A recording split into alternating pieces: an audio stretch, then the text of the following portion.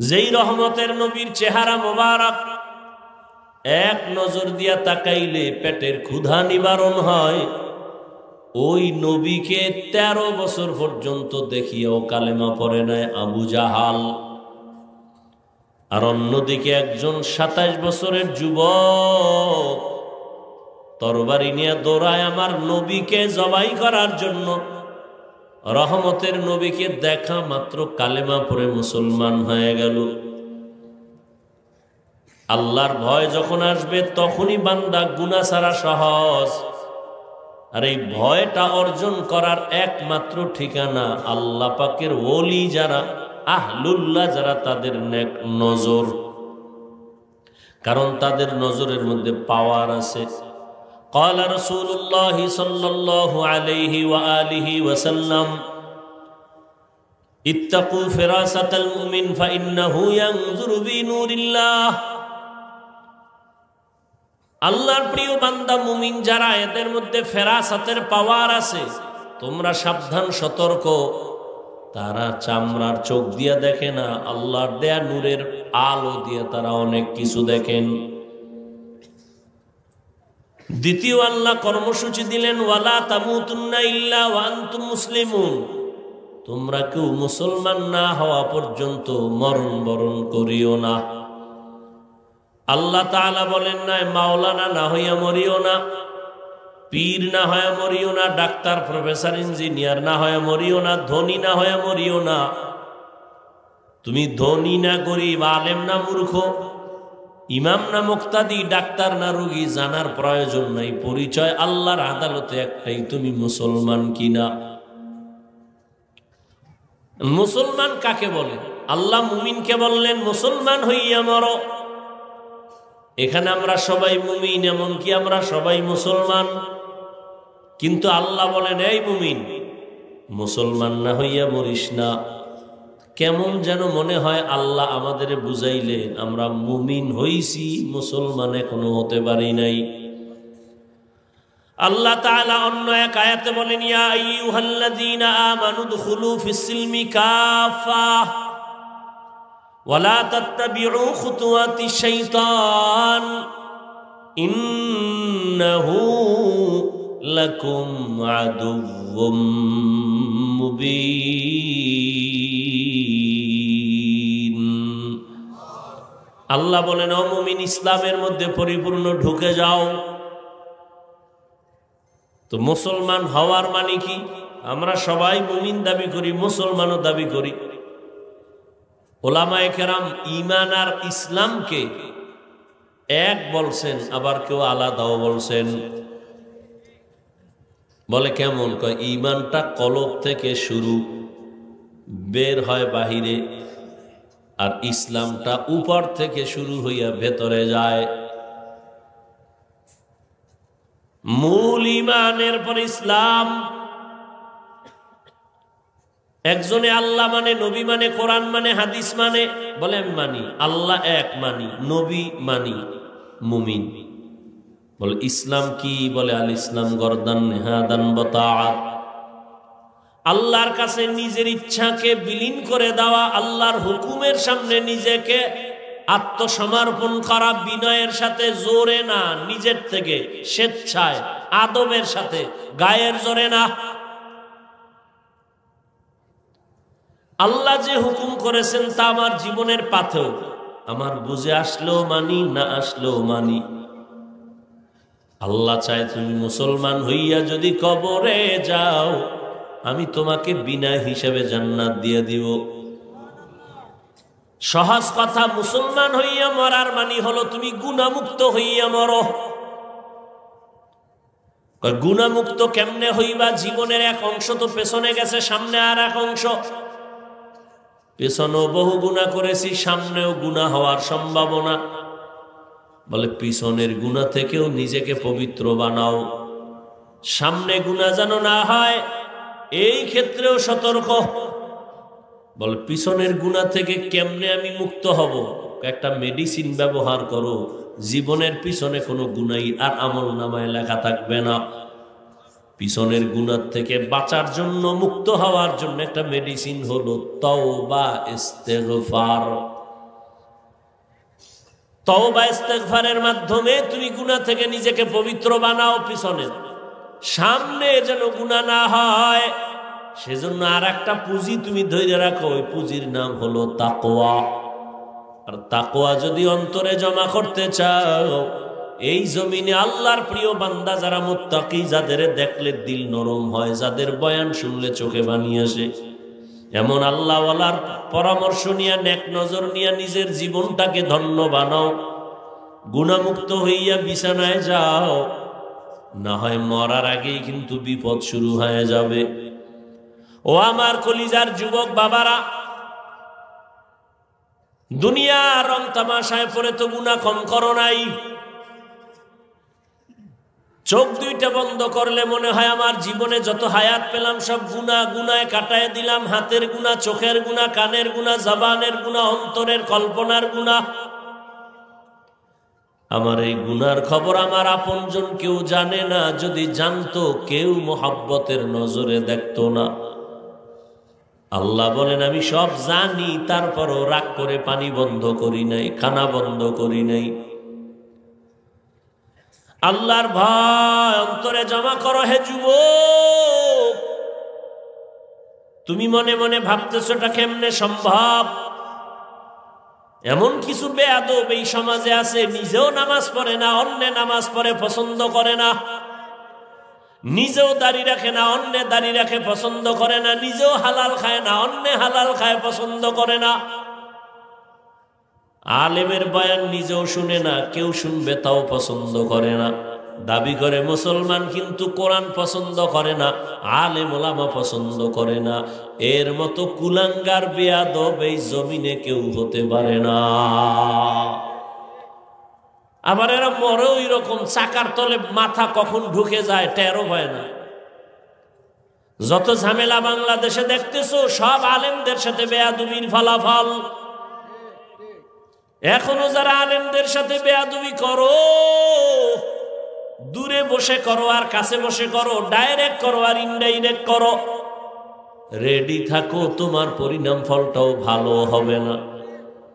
আমি শুরুতেই বৈশা বলছিলাম, নবী আসবেন না, সাহাবায়ে কেরাম আসবেন না, কিয়ামত পর্যন্ত এই জাতিকে জান্নাতের পথ দেখাবেন উলামায়ে কেরাম।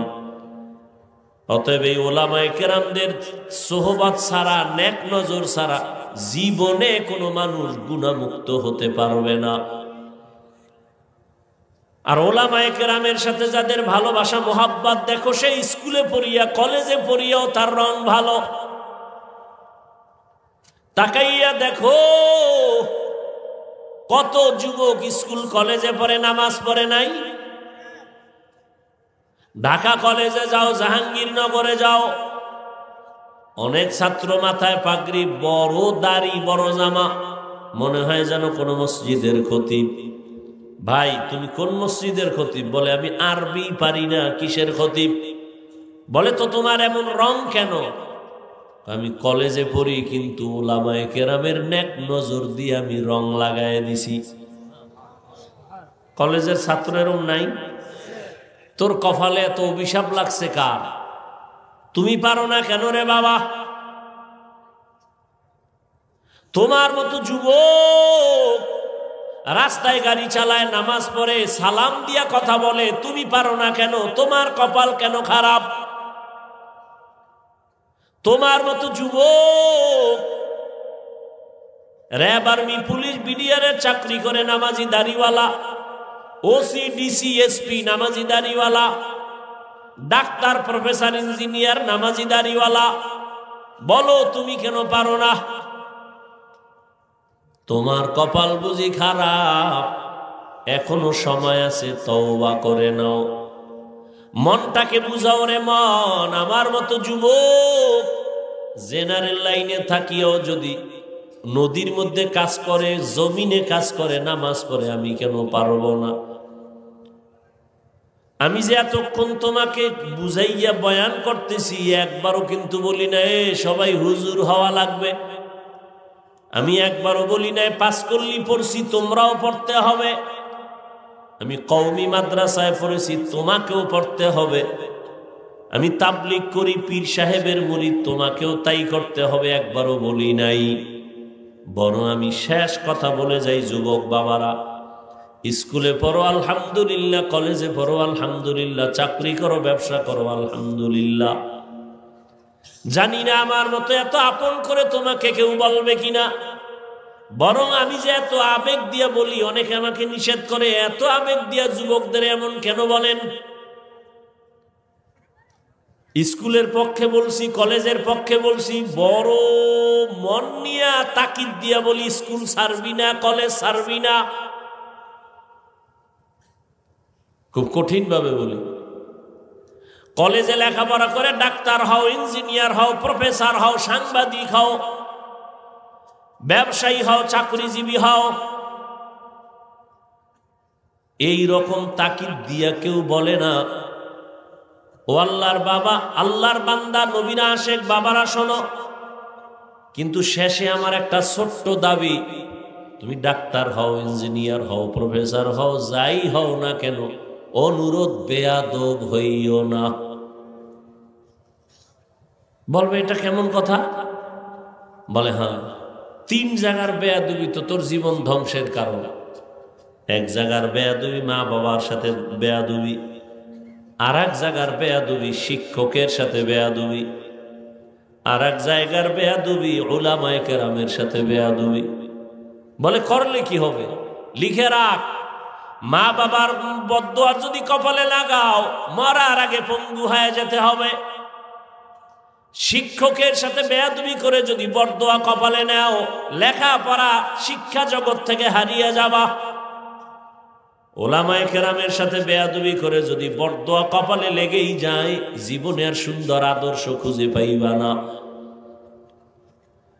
আমি কিন্তু তোমার লাইনের মানুষদের দিয়ে উদাহরণ দিয়ে দিছি। তোমার লাইনের মানুষ আছে, জেনারেল লাইনে আল্লাহর হুকুম মতো চলে, আলেমের পরামর্শ নিয়ে চলে।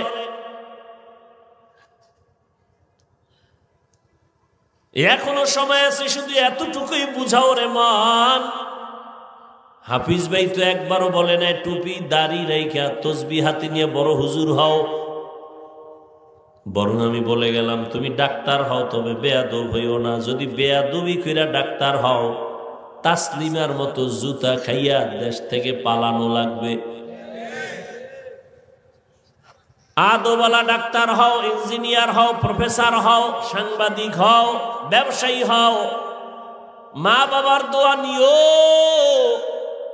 শিক্ষকের দোয়া নিও, উলামায়ে কেরামের পরামর্শ নিয়ে নবীর তরিকা মেনে চলো।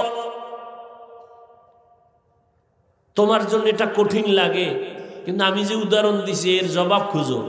তোমার লাইনের ছেলে যদি পারে, তুমি পারবা না কেন? আর কোনো নতুন ওয়াজের দরকার নাই। ওই যে একটু আগে বলছিলাম না, কপাল যদি ভালো হয় তো নবীজিরে জবাই করতে এসেও কালেমা পড়ে, আর কপাল যদি পুরিয়া যায় তাহলে নবীজির বয়ান শুইনাও কালেমা পড়ে না। হাজারো বয়ান শুনে কিন্তু না, এরপরও কিন্তু দিল বাঁকা। এত বয়ানের পরও সেই নামাজিদের বিরোধিতা করে, আলেমের বিরোধিতা করবে। কিছু আবু জাহালওয়ালা অন্তরের মানুষ এই জমিনে এখনো আছে, থাকবে। আবার ওমরের মেজাজওয়ালা বান্দা ওই জমিনে আছে, থাকবে। ও পর্দার আড়ালের মা বোনেরা, আপনাদের সন্তানকে যতটা কথাই আমি বুঝাইলাম, আপনাদের চেষ্টা, দোয়া, কান্না না থাকলে এগুলো সম্ভব হবে না। কারণ মায়ের কারণেই সন্তান ভালো খারাপ। মা ভালো তো সন্তান ভালো, গাছ ভালো, ফল ভালো। এই দুনিয়ায় যত ভালো ভালো সন্তান আসছে, সব মায়ের অবদান আর দোয়া। এসপি সাহেবের ব্যবহার ভালো, ডিসির ব্যবহার ভালো, ডাক্তারের ব্যবহার ভালো, খুঁজে দেখেন তার মা ভালো, মায়ের আদর্শ ভালো। এরে পর্দার আড়ালের আম্মা জান, আপনারা তো নবীদের মায়ের মতো দামি মা, সাহাবায়ে কেরামদের মায়ের মতো দামি মা। এই দুনিয়াতে যত ভালো সন্তান মা আপনাদের দোয়ার কারণেই হয়েছে। 1 মিনিটে একটা ঘটনা শুনাই, 1 মিনিটে আপনারা অনেকে শুনছেন, আমি আবার শুনাই। মদিনাতুল মুনাওয়ারা থেকে আসছেন একজন আল্লাহর গোলাম, খাজা মঈনুদ্দিন চিশতি আজমিরি ভারতে কালেমার দাওয়াত দেওয়া শুরু করলেন। লক্ষ লক্ষ লক্ষ লক্ষ লক্ষ বিধর্মী তার হাতে কালেমা পড়ে মুসলমান হলো। খাজা মঈনুদ্দিন চিশতি আজমিরি বাড়িতে যাইয়া মায়ের সামনে বড় হাসি, বড় আনন্দিত। আম্মাজান বলেন, মঈনুদ্দিন এত আনন্দ কেন করো? বলে, মা, আমার হাতে বহু বিধর্মী মুসলমান হয়েছে। খুশি। মা ডেকে বলে, বাবা, এটা তো তোমার বাহাদুরি না, তো এটা তো আমি মায়ের বাহাদুরি। খাজা মঈনুদ্দিন চিশতি আজমিরি কয়, আম্মাজান, কি আপনার বাহাদুরি? মা চোখের পানি ছেড়ে কান্নার করে বলে, সন্তান, তুই আমার গর্ভে যখন আসছো, আমি মা এক রাত ঘুমাই নাই। রাতের গভীরে আমি সেজদায় পড়ে আল্লাহর আদালতে কান্না করে দোয়া করেছি, হে মালিক, আমার গর্ভের সন্তান তোমার খাস ওলি হিসাবে কবুল করো। দুনিয়াতে যখন তুই আসছো রে সন্তান, আমি মা তোকে যতদিন দুগ্ধ পান করাইছি, আল্লাহর কসম, একটা ফোঁটা দুধ আমি মা তোর মুখে বিনা অজুতে দেই নাই। বিনা অজুতে আমি তোকে কখনো দুধ পান করাই নাই। আরে আম্মাজান, খাজা মঈনুদ্দিনের মাও তো মা, আপনারাও মা। এখনো সময় আছে, তওবা করেন। আপনাদের মতো কত মহিলা এই এলাকায় এখনো আছে, বেপরদায় চলে না, নামাজ ছাড়ে না, মোবাইলে সময় নষ্ট করে না, স্বামীর মালের খেয়ানত করে না, সন্তানগুলো আদর্শওয়ালা বানানোর মেহনত করে। এরে আম্মাজান, আপনারা কেন পারবেন না? এখনো সময় আছে, তওবা করেন। মনে মনে আল্লাহকে বলেন, হে মালিক, আর বেপরদায় চলবো না, আর নামাজ ছাড়বো না, মোবাইলে সময় নষ্ট করব না, স্বামীর মাল খেয়ানত করব না, সন্তানকে আদর্শওয়ালা বানানোর মেহনত করব। ও আমার যুবক বাবারা, বৃদ্ধ বাবাজিরা, এখনো সময় আছে, তওবা করো।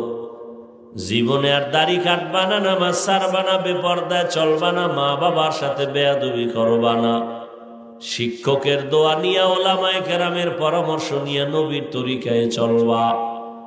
তওবা করার মতো যদি অন্তর তৈরি হয়, মুনাফিকি না থাকে, খাঁটি তওবার নিয়ত যাদের আছে, দুটো হাত আমার আল্লাহকে দেখাইয়া দাও।